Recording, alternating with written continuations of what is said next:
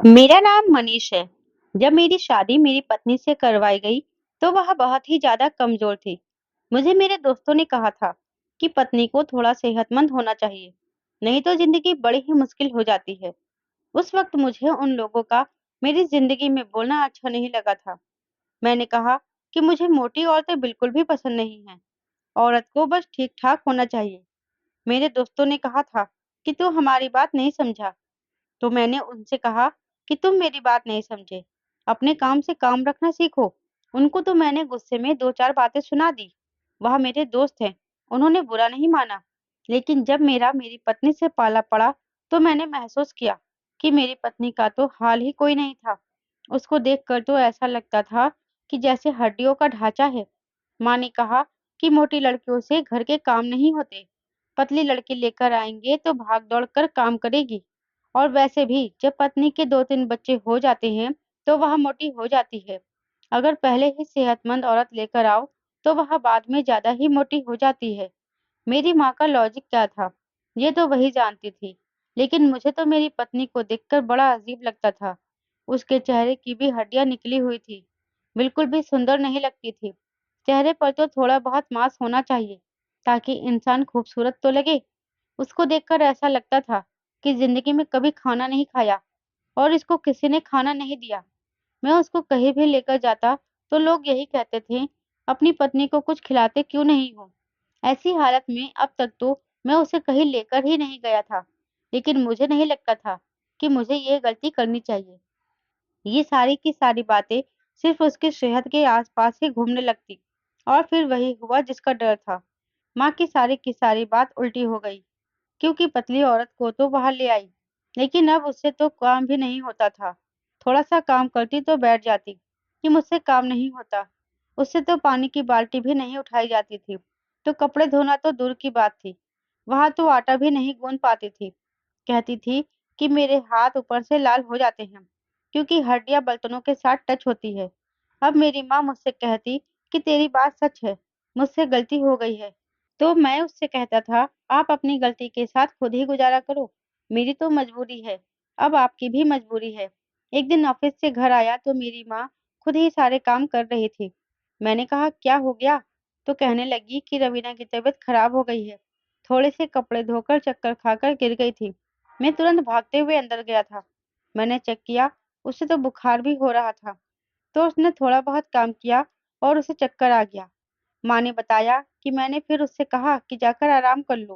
पहले तो मुझे लगा कि शायद चक्कर इसलिए आया है कि कोई खुशखबरी है। लेकिन जो उसकी हालत है, मुझे तो नहीं लगता कि यह खुशखबरी सुनाने के काबिल है। ये कैसा बच्चा पैदा करेगी? इसके जिस्म में तो जान ही नहीं है। परेशान तो मैं भी बहुत हो गया था। लेकिन फिर मैंने अपनी माँ को तसल्ली दी, क्योंकि माँ खुद ब्लड प्रेशर की मरीज थी। मैंने उन्हें कहा कि पतली औरत को मोटा करना आसान होता है, लेकिन मोटी औरत को पतला करना आसान नहीं होता। कोई बात नहीं, खाएगी पिएगी तो ठीक हो जाएगी। बात कुछ इस तरह भी ठीक है। जब मेरी शादी की बात पक्की हुई थी, उसके बाद हमारी शादी 3 महीने के बाद हुई थी। तब रवीना इतनी बुरी नहीं थी। लेकिन जब शादी करवाई जाती है, तो हर लड़की डाइटिंग करने लगती है। लेकिन इसको डाइटिंग करने की क्या जरूरत थी? लगता है इसने 3 महीने में इतनी ज्यादा डाइटिंग कर ली थी कि इसकी हालत और भी बुरी हो गई थी। और वह बहुत ही ज़्यादा कमज़ोर हो गई थी। अगर मेरी माँ ने उसे पहले इस तरह देखा होता, तो वह कभी रिश्ता पक्का नहीं करती। उसने जब देखा था, तो तब उसकी हालत कुछ बेहतर थी, लेकिन वह भी अच्छे घराने से थी। उसके घर में तो बहुत ज़्यादा खाना-पीना था, फिर भी वह कभी मोटी नहीं हुई थी। हम लोग तो उनसे कम हैसियत वाले थे, फिर भी उसका वहाँ ये हाल था, तो यहाँ क्या होने वाला था? मैंने सोचा कि उसके लिए अच्छी-अच्छी चीज़ें लेकर आऊँगा। जब हमने उसे पराठा बनाकर दिया, तो उसने सिर्फ 2 निवाले खाए और कहने लगी, मुझसे खाया नहीं जाता। चिड़ियों जितनी खुराक थी उसकी। थोड़ा-सा खाती और फिर कहने लगती कि मेरा पेट भर गया है। मेरी माँ ने उसके लिए हलवा बनाया, ऐसी-ऐसी चीज़ें बनाई जिनको खाने से वज़न बढ़ता है, लेकिन वह थोड़ा-सा खाकर पीछे हट जाती थी। और फिर उसके बाद जितनी मर्ज़ी बातें कर लो, वह बात नहीं मानती थी। चाहे प्यार से कहो, चाहे डाँट से। वह कहती थी कि मुझसे खाया ही नहीं जाता। और उसको देखकर ऐसा लगता था कि इसके पेट में तो एक बाइट खाने की भी जगह नहीं। तो जाहिर है वह पूरी प्लेट भी नहीं खा सकती। अब तो मैं मजबूर हो गया था। शादी के बाद पत्नी को डॉक्टर के पास ले जाया जाता है जब वह माँ बनने वाली होती है, लेकिन मुझे लगता था कि अब इसको वैसे ही डॉक्टर के पास ले जाना होगा। आखिरकार उसे डॉक्टर के पास ले गया। डॉक्टर ने कहा कि इनको खून की भी कमी है और यह उम्मीद से भी है। यह बात सुनकर तो मैं हैरान रह गया। मुझे लगा था कि इससे बच्चा नहीं होगा क्योंकि वह बहुत कमजोर है, लेकिन बच्चा होने वाला था। अब तो मुझे अपने बच्चे की भी बहुत ज्यादा फिक्र होने लगी थी। डॉक्टर ने कहा था कि अगर यही हालत रही तो जब वक्त आएगा तो आपकी पत्नी और बच्चे दोनों की ही जान को खतरा होगा। इसलिए तो यह 9 महीने आप लोगों के लिए बहुत ज्यादा महत्वपूर्ण है।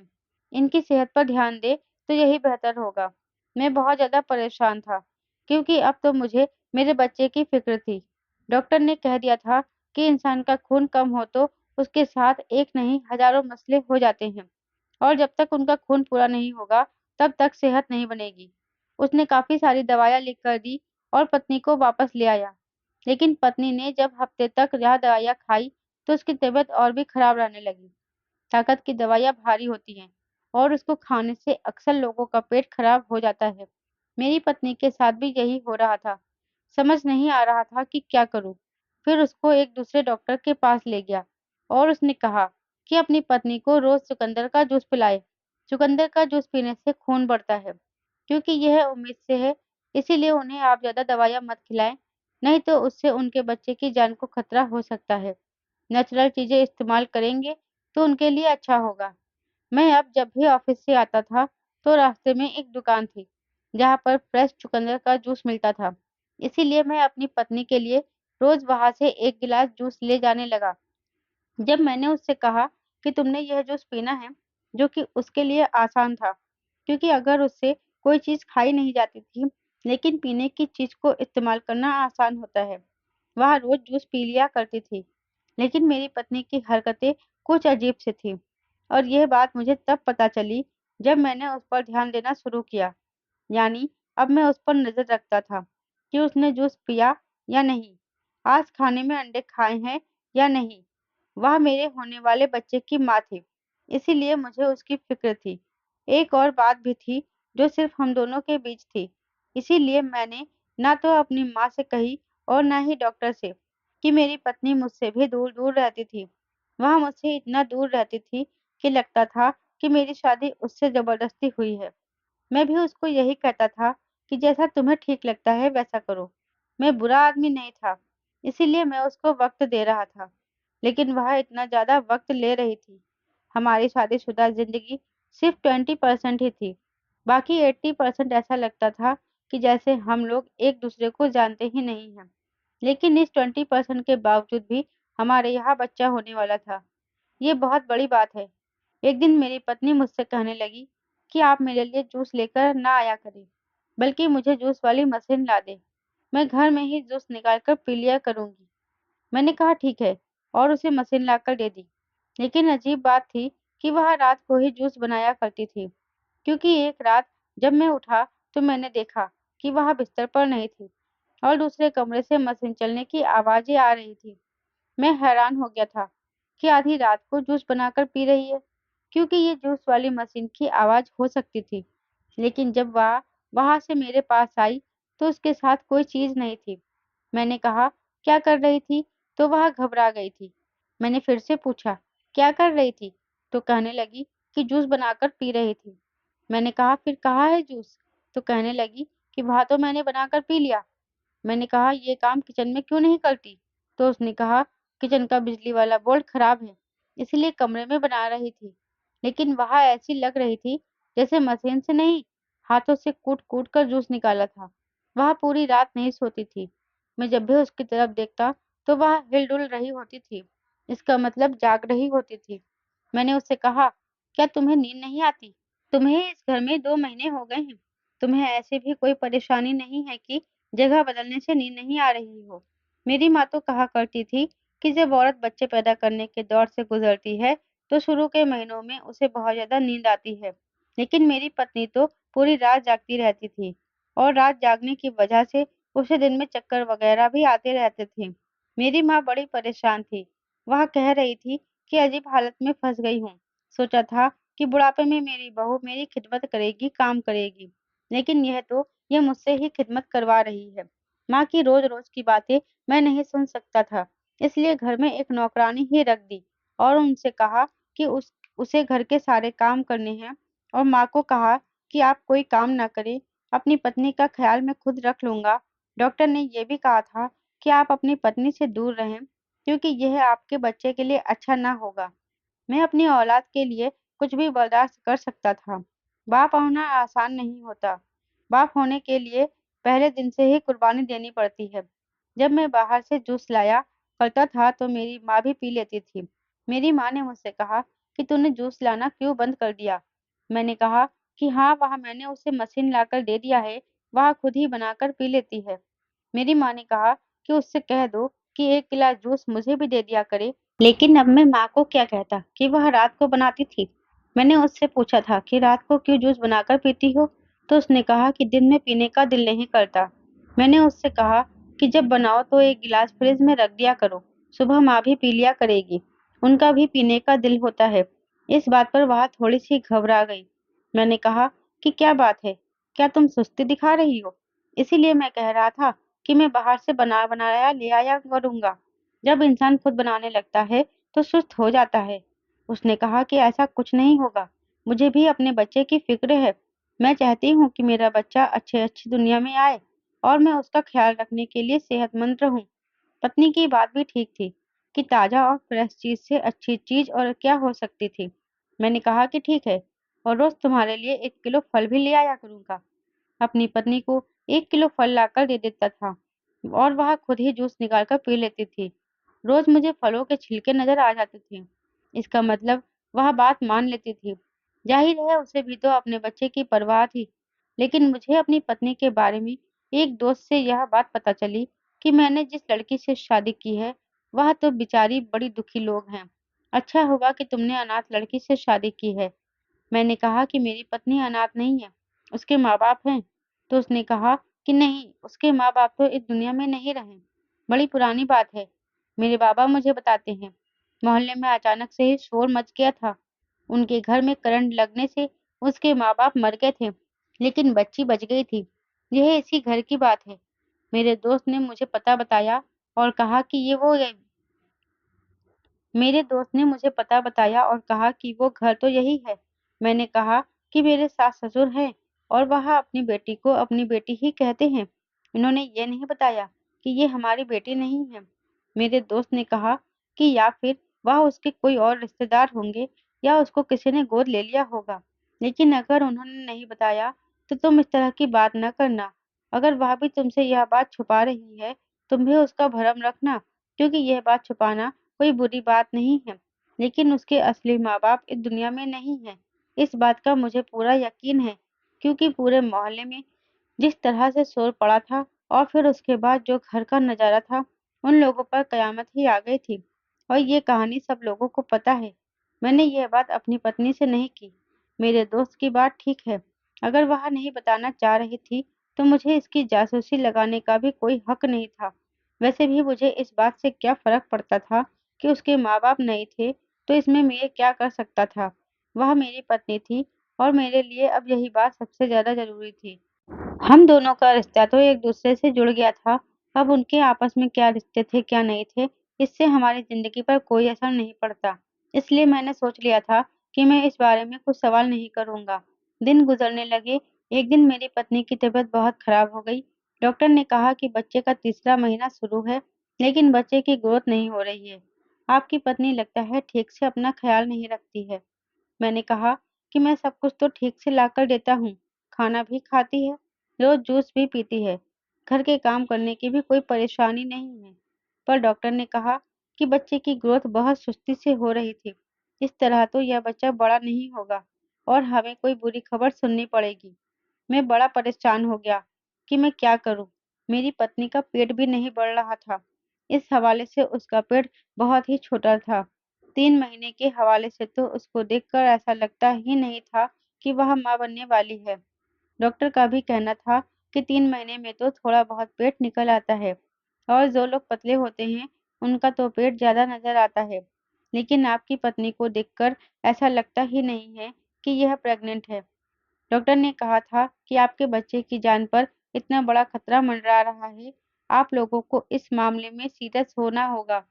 मेरा एक दोस्त है जिसके यहाँ बच्चा पैदा होने वाला था।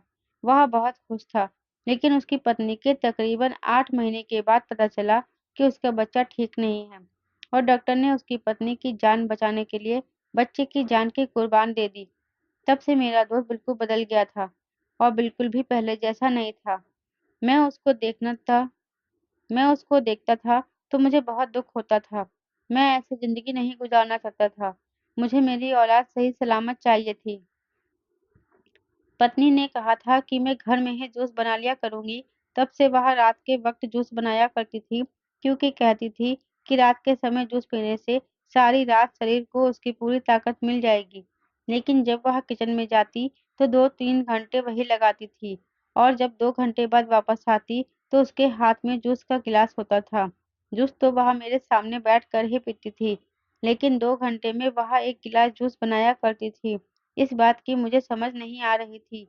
फिर एक दिन कुछ ऐसा हुआ कि मुझे अपने घर में से एक डब्बा मिला, जिस पर बाहर के देश की भाषा लिखी हुई थी, जो कि अंग्रेजी भी बिल्कुल नहीं थी। मुझे समझ नहीं आ रहा था, शायद फ्रेंच या फ़ारसी लिखी हुई थी। मैंने पूछा कि यह किस चीज़ का डिब्बा है? वह डब्बा खाली था और उसमें पाउडर जैसी कोई दवा लगी हुई थी। मैं उसे डॉक्टर के पास ले गया, तो डॉक्टर ने कहा कि यह वज़न कम करने का सप्लीमेंट है, जो बाहर के देश से मंगवाया जाता है। इससे वज़न बहुत जल्दी कम होता है, लेकिन इसके साइड इफ़ेक्ट भी होते हैं। मैं हैरान रह गया कि ये मेरे घर में कैसे आ गया। ये कोई ऐसी दवा नहीं थी जो बाज़ार से आमतौर पर मिल जाती हो। ये तो बाहर से मंगवाई थी, लेकिन इसका यहाँ पर क्या काम था? हमारे घर में ऐसा कौन था जिसे वज़न कम करने का शौक था? मेरी माँ तो कभी भी इस बारे में कोई बात नहीं सोचती थी, जबकि उनका वज़न ज़्यादा था। मेरा वज़न भी ठीक था और मैंने खुद अगर यह दवा लेनी होती, तो मुझे याद होता और मेरी पत्नी को क्या वज़न कम करना था। पहले हम इसी वजह से परेशान थे कि उसका वज़न नहीं बढ़ता था। फिर ये डब्बा कहाँ से आया? मुझे समझ नहीं आ रहा था कि क्या हो रहा है। यह सब कुछ मैंने अपनी पत्नी से पूछ लिया तो उसने कहा कि यह डिब्बा तो मैं पास वाले के घर से लेकर आई हूँ। बाहर के देश की दवा का डिब्बा है, कितना प्यारा है। वहाँ लोग दवाइयों के भी इतने प्यारे डिब्बे बनाते हैं, इसीलिए मैं उठाकर ले आई थी। मैंने सोचा इसको साफ करके इसमें कोई दाल वगैरह डाल दूँगी। मैंने अपना सर पकड़ लिया।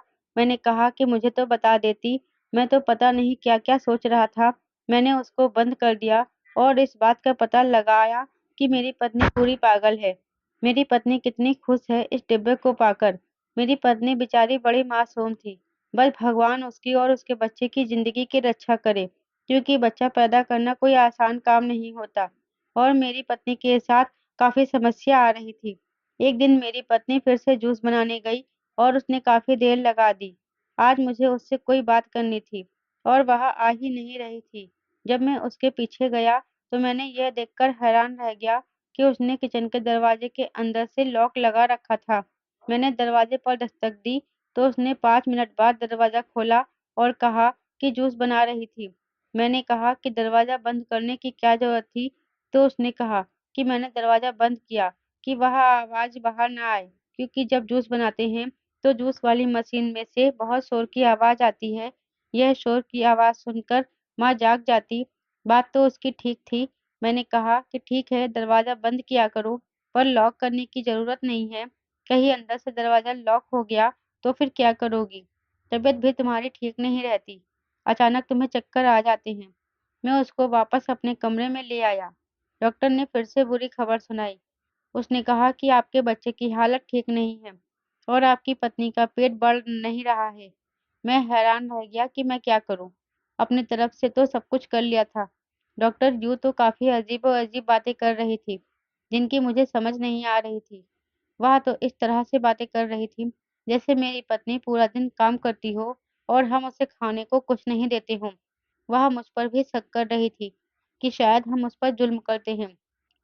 और यह बेचारी कुछ बता नहीं रही है।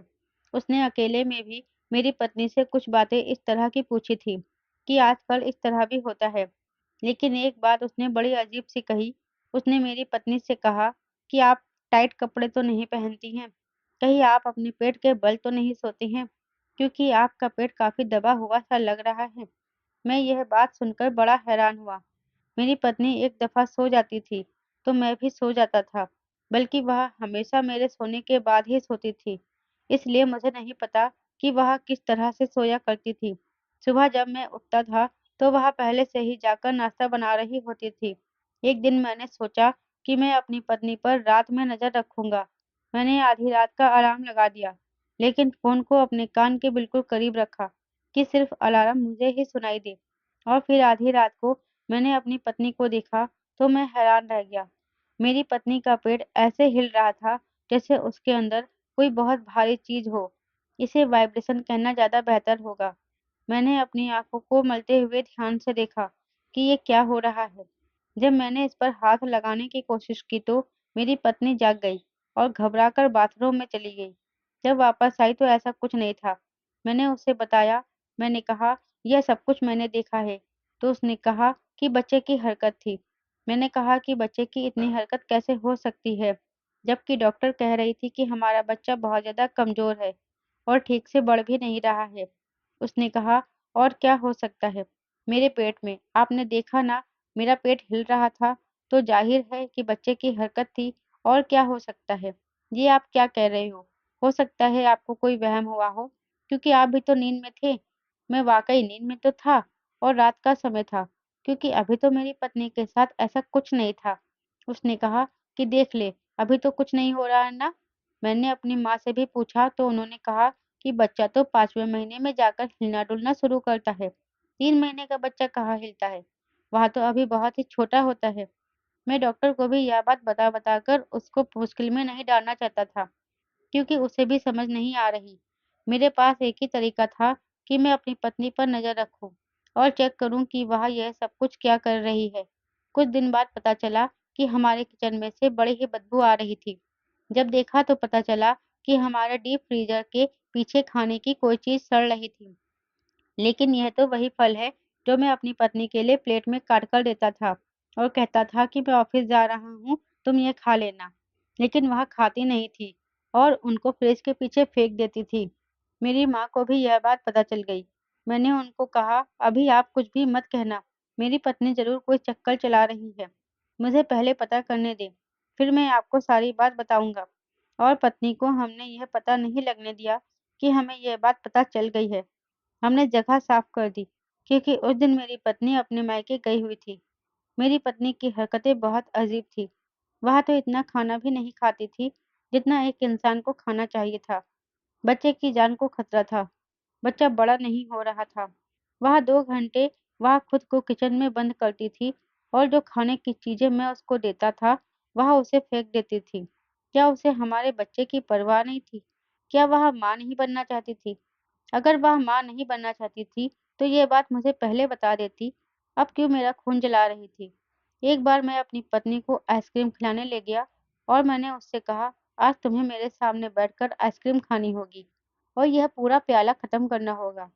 लेकिन मेरी पत्नी का चेहरा ऐसा हो गया जैसे मैंने उसके सामने जहर का प्याला रख दिया हो। वह इसे खा नहीं रही थी और उसे अजीब नज़रों से देख रही थी, जैसे अगर उसने खा लिया तो पता नहीं क्या हो जाएगा। मैंने कहा, खाओ ना, छोटा-सा प्याला है और तुम्हें तो कुछ मीठा खाने की ज़रूरत भी है। मेरी पत्नी ने मुश्किल से 1 चम्मच खाया और फिर कहने लगी, मेरा दिल नहीं कर रहा। मैंने कहा, बड़ी महँगी है, खा लो, मेरा खर्चा मत करवाओ। लेकिन वह नहीं खा रही थी।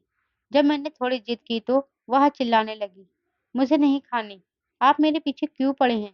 नहीं खानी, बिल्कुल भी नहीं खानी, नहीं तो मैं मोटी हो जाऊँगी। मैं हैरान रह गया कि मोटी हो जाऊँगी? मतलब? इसका क्या मतलब था? वह तो वैसे भी कुछ दिनों के बाद मोटी होने वाली थी। फिर यहाँ सब क्या कर रही थी? एक दिन मैंने अपनी पत्नी का पीछा किया। जब वह किचन में गई, उसने कहा था कि वह जूस बनाने जा रही है। आधा घंटा गुजर चुका था। मैं किचन में गया तो दरवाज़ा लॉक था। मैंने दरवाज़ा चाबी से खोला, वह भी हैरान रह गई। लेकिन सामने का मंज़र देखकर मैं भी हैरान था, क्योंकि मेरी पत्नी ने चुकंदर का जूस बनाया था। लेकिन असल में वह उसके जूस में पतला होने की दवाई मिला रही थी। यानी कि वह डिब्बा जो मुझे घर से मिला था, उसके पास उस तरह का एक और था, जबकि उसने कहा था कि यह पड़ोसियों के घर से लेकर आई है। यानी वह फलों के जूस में पतला होने का पाउडर मिलाकर पीती थी और खाना वह खाती नहीं थी, बल्कि डीप फ्रीजर के पीछे फेंक देती थी। और एक और चीज देखकर भी मैं हैरान रह गया। मेरी पत्नी ने अपने पेट के ऊपर एक मशीन पहनी हुई थी, जिससे उसका पेट वाइब्रेशन के जरिए हिल रहा था और इस तरह से वजन कम होता था। ये वही मशीन थी जिसकी आवाज मुझे रात को भी आती थी और मेरी पत्नी कहती थी कि ये जूस वाली मशीन है, जबकि जूस वाली मशीन को उसने हाथ भी नहीं लगाया था। यह मशीन उन लोगों के लिए बनाई गई थी जो अपने पेट की चर्बी को कम करना चाहते थे। मेरी पत्नी का पेट तो बच्चे की वजह से बढ़ रहा था, इसलिए वह अपने पेट को कम करने के लिए इस मशीन का इस्तेमाल कर रही थी। मैंने अपना सर पकड़ लिया। मैं अपनी पत्नी का हाथ पकड़कर उसे अपने कमरे में ले आया। तोड़-फोड़ की आवाज़ से मेरी माँ भी जाग गई और उन्हें भी सब कुछ बता दिया। मैंने कहा, शर्म नहीं आती? तुम्हें इस हालत में तुम इस तरह की हरकत कर रही हो? मेरी पत्नी रोने लगी और रोते-रोते बेहोश हो गई। उसके माँ-बाप को भी बुला लिया गया। उन्हें सारी बात बता दी। ये भी बताया कि बच्चे की जान को खतरा है, तो उसके माँ-बाप ने सर झुका लिया और कहा कि ये बहुत छोटी थी, जब इसके माँ-बाप इसके सामने ही इस दुनिया से चले गए थे। तब से इसने बहुत ज़्यादा सदमा ले लिया और इसे एक बीमारी हो गई है, जिसमें यह खाने से डरती है और खाना नहीं खाती। यह बहुत कम खाना खाती है। इसे लगता है कि अगर ज़्यादा खाना खा लिया, तो यह मोटी होकर मर जाएगी। इस बीमारी का नाम एनोरेक्सिया नॉर्वेसा है। यह बीमारी हमारी बेटी को इसलिए हुई है कि इसने बहुत ज़्यादा सदमा लिया है। अपने माँ-बाप को अपनी आँखों से मरते हुए देखना कोई आम बात नहीं होती। हम उसके मौसा और मौसी हैं, लेकिन दुनिया को हमने यह बताया कि ये हमारी ही बेटी है, क्योंकि हमारी कोई अपनी औलाद नहीं है। हमारी गलती है कि हमने आपको यह बात नहीं बताई थी, लेकिन उसे अभी भी यह बीमारी है और वह चाहती है कि वह मोटी ना हो। इस वजह से पागलों वाली हरकतें कर रही है। और मशीन इसीलिए इस्तेमाल कर रही है, क्योंकि वह अपना पेट पतला करने की कोशिश में है। इसलिए रोज़ मशीन पहनती है, ठीक से खाना नहीं खाती है, खुद को पतला करने के लिए कोई दवाई भी पी रही है। यह सब कुछ इसी बीमारी का हिस्सा है, जानबूझकर नहीं कर रही है। मैंने अपना सर पकड़ लिया और यह समझ नहीं आ रहा था कि मैं करूँ क्या? मैंने कहा कि आपने इसका इलाज नहीं करवाया, तो उन्होंने कहा कि ये इलाज करवाती ही नहीं थी। ये दवा नहीं खाती थी, अक्सर भाग जाती थी। एक बार यहाँ तक मामले आ गए थे कि डॉक्टर ने कहा कि इसे सेंटर में भेज दो और खुद चले जाओ, लेकिन यह हम नहीं कर सके और हमने इसकी शादी करवा दी। मैंने अपना सर पकड़ लिया, क्योंकि अब मेरे साथ तो परेशानी बन गया था। मेरी पत्नी एक मानसिक रोगी थी और मेरे बच्चे की जान को भी खतरा था। समझ नहीं आया कि क्या करूँ। चौथा महीना शुरू हो गया था, लेकिन बच्चा बिल्कुल भी स्वस्थ नहीं था, बढ़ नहीं रहा था। यह सब कुछ डॉक्टर को बता दिया और डॉक्टर ने हमें मानसिक डॉक्टर के पास रेफर कर दिया। अपनी पत्नी से जब यह बात की तो उसने कहा कि ऐसा कुछ भी नहीं है, मैं बिल्कुल ठीक हूँ, लेकिन मामला काफ़ी खराब हो चुका था। फिर डॉक्टर से सारा मामला डिस्कस किया और उसने दवाई दी। उसने कहा कि मैं इतनी दवाई दे सकती हूँ कि बच्चे की पैदाइश तक आपकी पत्नी सामान्य ही रहे। लेकिन फिर भी उसे बहुत ज़्यादा देखभाल की ज़रूरत है। मेरे लिए यह 6 महीने बहुत ही ज़्यादा पीड़ादायक थी। अपनी पत्नी का ख़्याल रखते-रखते मैंने अपनी नौकरी से भी हाथ धो बैठा था। लेकिन भगवान की कृपा से 9वें महीने में मेरा बेटा इस दुनिया में आया, जो कि बहुत ज़्यादा कमज़ोर था।